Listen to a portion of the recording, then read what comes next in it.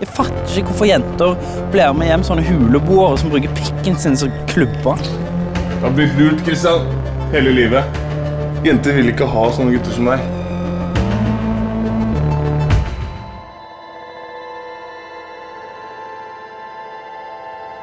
Hvis du har noen som helst plan om å videreføre genene dine, så må du være jævlig forsiktig nå. Altså, dette høres kanskje litt teit ut, men hva skjedde liksom med å være seg selv? Hva hvis deg selv ikke er bra nok?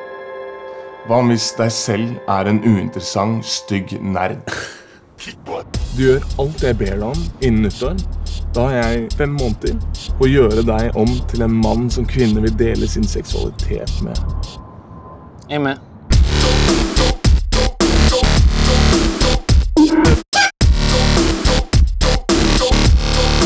Hvordan ser hun ut? Hæ? Åja, hun har hvit genser. Nei, hun er naken og sitter oppe om noen timer.